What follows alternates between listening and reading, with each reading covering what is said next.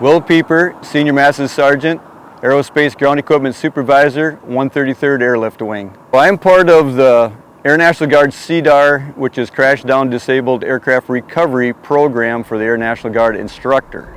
Individuals from all over the country, that is part of their curriculum as being a team chief to do an actual lift of aircraft and recover aircraft on site.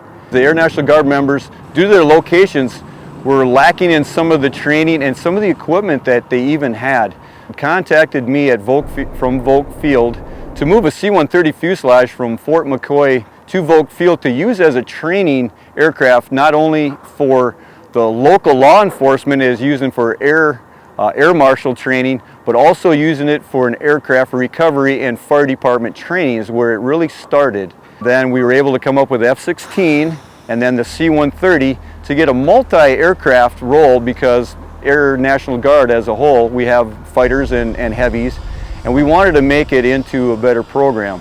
The problems you usually encounter most of the time is an aircraft at IFE. They have an engine failure in flight, or they have a landing gear failure that it wouldn't come down.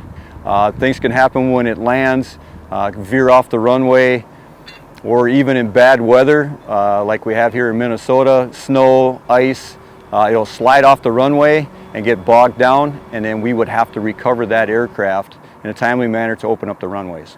In the case of, it was in October when the KC-130J model was the Marines, I got a phone call from the Guard Bureau CDDAR program manager for technical advice.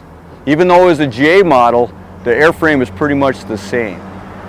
Mentally and physically be able to still do your job, recover the aircraft with no further damage is really what it is, and keep everything there.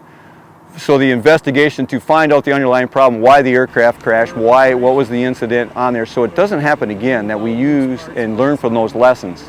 We use our wing resources and our knowledge, since we've been in the C-130 business for a long time here, and being at, as we say, at the top of the chain here, we do very well with our C-130s. Think about it, you got to be kind of crazy to be a team chief in doing this on aircraft recovery when you're out there in the middle of a crash site and the smoke is starting to clear and it's very stressful.